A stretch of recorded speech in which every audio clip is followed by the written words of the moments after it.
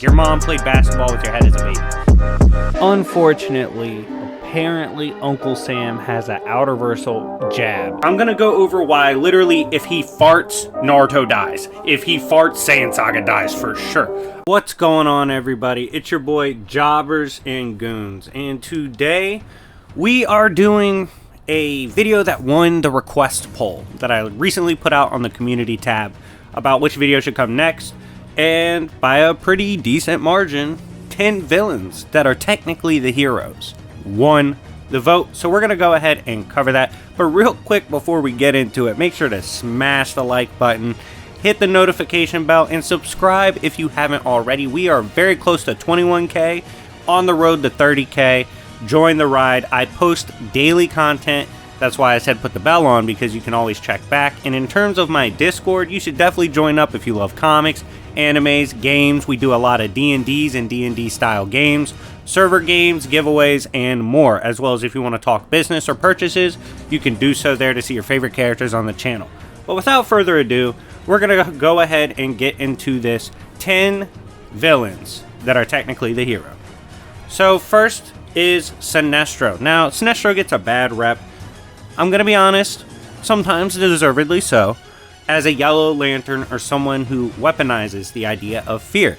But you got to remember his roots. Sinestro is one of the greatest Green Lanterns to ever live. Not only this, he genuinely tries to preserve the universe and protect everybody. New 52 obviously highlighted this the best.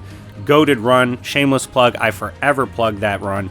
And he literally proved that at the end of the day, he's going to do what it takes to save everybody. Because that's what a real hero does. They ignore the opinions, they ignore the loudmouths, those that got some shit to say about how they act, and they get the job done. That's Sinestro. It might not be the nicest thing you've ever seen, but he's technically the hero.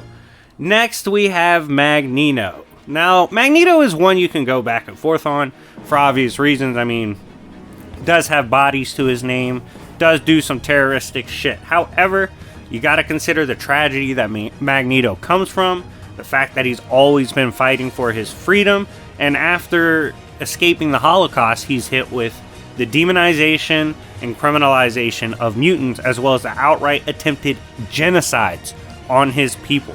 As a result, while seen as evil, Magneto genuinely feels like he's the one that is needed to save his people, and that's what he's trying to do, preserve the mutants and protect his kind. He's trying to be the hero for his people. Next on the list, we have the Maker from Marvel. Now, I actually got in a pretty funny argument about this in the server, my server, about if Maker was a good guy or not. People said, he blew up a lot of shit, he's doing a lot of crazy shit to people. And I said, look, just because Reed Richards developed a fucking backbone doesn't mean he's a bad guy. At the end of the day, the Maker is one that is literally trying to save everybody. He's trying to preserve the multiverse and the greater grand scheme of existence, because a lot of people can't get the damn job done. The Maker can. You might not like how he goes about it. You might not like how he treats his ops, but don't give him shit if you don't want shit. How about that? Leave Maker alone. He's cooking. Next, we have a crazy one. This might strike you guys. And by the way, smash the like buttons if you find this list interesting. If we get it to 200 likes, we'll drop another list. But this one is Darkseid. Now, Darkseid is a character who oftentimes, for obvious reasons, given he's always doing hood rat shit, is seen as a villain or evil, right? However, he has explained in his truest sense, in his truest form, Darkseid is an archetypal existence far beyond those definitions we try to apply to him. He does not operate on that scale. At the end of the day, he thinks he knows what's best to preserve existence and to rule it. And he even showed this when he was pretty much trying to save everybody, and Justice League Incarnate stopped him in the recent run, which obviously led to wild invasions of the multiverse and crazy stories in recent Crisis. So Darkseid revealing to be playing on a much higher level game of chess and not technically the villain is pretty interesting. Next, we have a group that constantly gets demonized because, frankly, they're just hood as fuck. The Yancey Street Gang. Now, Yancey Street Gang is a group that I have covered several times on the channel from Marvel Comics. That's the street Ben Grimm, aka Big Ben motherfucking Grimm, and the Thing, that's where he comes from. The only kid to make it off the block. Now, Yancey Street Gang, the reason I say they're heroes, at the end of the day, they've actually saved the Fantastic Four several times. Even though they constantly troll and harass Ben Grimm and they do hood rat shit, they do try their best to protect their own and preserve their own. For example, when Dr. Doom took a kid from their block, the Yancey Street Gang slid on Dr. Doom to get him back. That's insane. These kids literally pull up to save another kid from the wrath of Dr. Doom. To be willing to do that and go to those lengths just to save somebody from your hood, it just shows that at the end of the day, Yancey Street Gang are the real heroes. Next, we have the infamous Dr. Doom. Now, Dr. Doom is a character who is oftentimes seen as a villain because he's an asshole. And that's a fair point. He is an asshole. However, it's actually been revealed in encounters with gods before and primordial beings that technically Dr. Doom is the one that would save us all. The one that would save everybody. He's the true leader. Like, he would be the one to preserve everybody. Not only this, his country, Latveria, they refer to him in the same way. They say, look, Doom takes care of us. At the end of the day, y'all might not like what he does, but he's got our back. He's our hero. And he'll forever be our hero because we know he'll protect us no matter what. And to see in these several instances the highlight of Doom low-key being the hero, dope as hell. Next, we have Darth Sidious. Now, this selection is actually one based on a wild theory. I don't think I dropped it yet. I'll probably drop it if... Matter of fact, get in the comment section if you want to see it.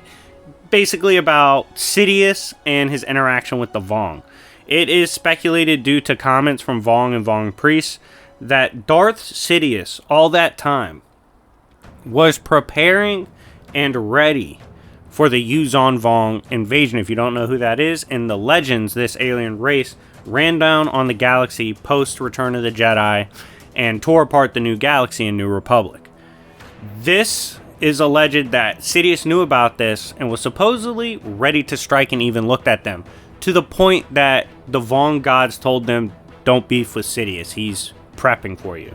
This would technically mean Sidious, all the shit he was doing, the power he was amassing, using the Darkseid to its most extreme, getting all his weapons ready, he was doing that to save the galaxy. Interesting way to look at it. Next, we have Starkiller, the infamous Force Unleashed protagonist, and honestly, I'm gonna say it, we deserve a fucking movie. Disney, just give us a goddamn Starkiller movie. But anyways, Starkiller, Galen Merrick was kidnapped by Darth Vader after Vader slayed his Jedi father after the fall of the Jedi, obviously, and it was on Kashyyyk. He was then raised to be an assassin for the Sith, and he actually did, as Vader's personal hit dog, have several Jedi kills. He also killed good people. However, Galen was brainwashed at the time, and we do find out through his true natural spirit and trips he had to take. For example, in the novels, it talks about his venture into the void, beyond identity, that basically strips you of everything, and he wasn't evil. He wasn't evil at his core. Starkiller did what he did at the end of the day because he was brainwashed, and he turned it all around at the end to help the rebellion start and to take down Sidious and Vader. Next, we have Itachi. Yep, I wanted to throw some anime/manga characters on here, and if you guys want to see more of them on the next list, let me know in the comment section down below. But Itachi was a character that, off rip when we see him, we just know he massacred his family, beat the shit out of his little brother, traumatized him, turned his brother into an asshole, and then his little brother grew up and tried to kill him, while Itachi did come back and bully him again, and then eventually they fight. Itachi had AIDS, so he died, all that shit. He was hood rat as fuck. But then we find out he was doing all of that because he was led to the pretense that his clan was going to try to absolutely demolish his village, and as a result, Itachi needed to do what had to be done to save the village. As a result, this would make him, you know, technically the hero. Although I think it's kind of weird to argue. It is an interesting argument. Obviously, people make it all the time. And yeah, despite the massacre, despite the hood rat shit he did, Itachi was technically a hero. Finally, on the list, and smash the like button if you have not done so already, we have the infamous Sabretooth from Marvel. Whoa, you guys might be like, oh, he's fucking tripping. Why would he put Sabretooth on here?